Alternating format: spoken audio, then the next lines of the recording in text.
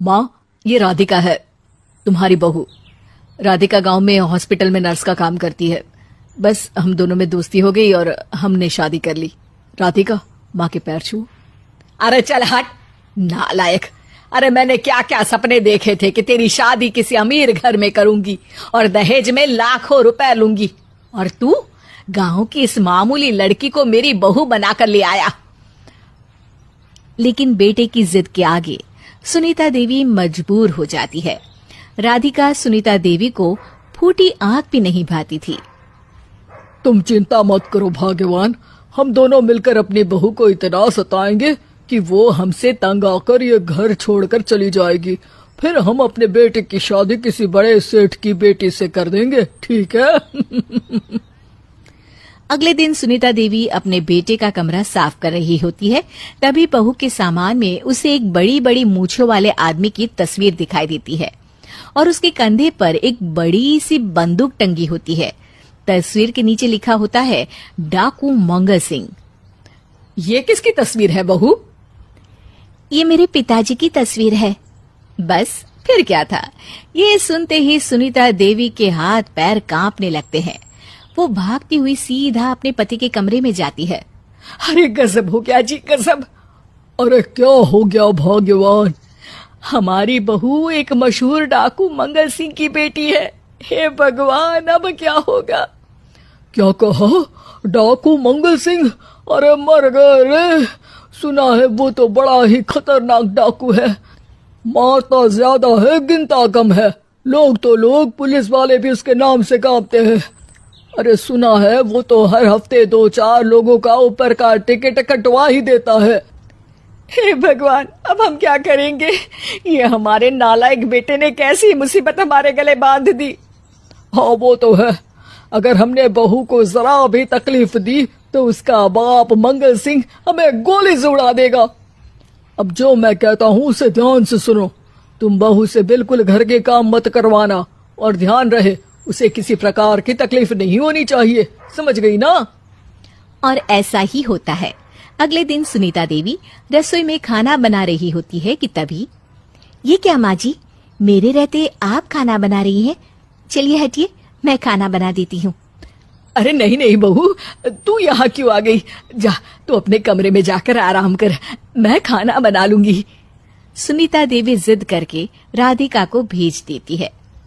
फिर एक दिन, अरे फर्श पर कितनी धूल जमी है, माँ जी देखेंगी तो नाराज हो जाएंगी, मैं अभी यहाँ पोछा लगा देती हूँ।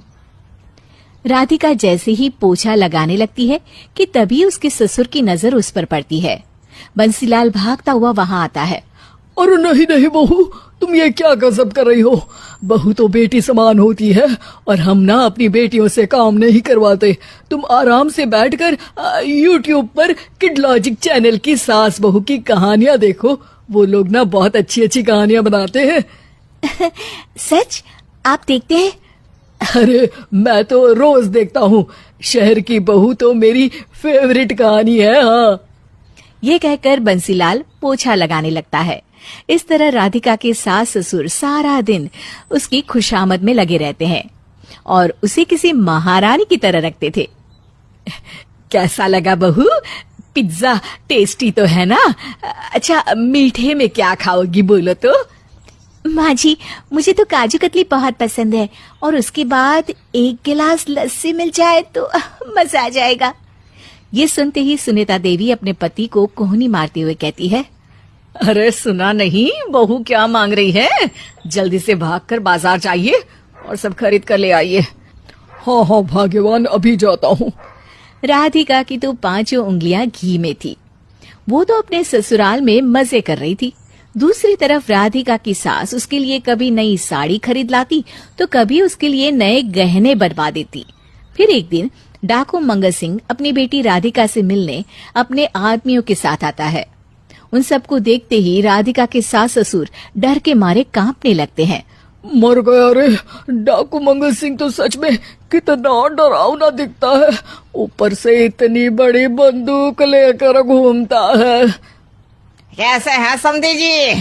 क्या हुआ? आप इतना घबरा क्यों रहे हैं? और आपको इतना पसीना क्यों आ रहा है? आपकी तबीयत तो ठीक है ना? जी अभी तक तो ठीक है, पर लगता है बहुत जल्द खराब होने वाली है। क्या कहा आपने? जी जी कुछ नहीं, बताइए बताइए कैसे आना हुआ। दरअसल आज आपके शहर में हमारी नाटंकी मंडली का प्रोग्राम है, तो इसी बहाने सोचा बेटी का ससुराल भी देखता चलूं। ये सुनते ही राधिका के सास ससुर हैरान हो जाते हैं। क्या कहा? आप नौटंकी में काम करते हैं? हाँ माँ जी, पिताजी डाकू की एक्टिंग बहुत अच्छी करते हैं। उन्हें तो कई अवार्ड भी मिल चुके हैं।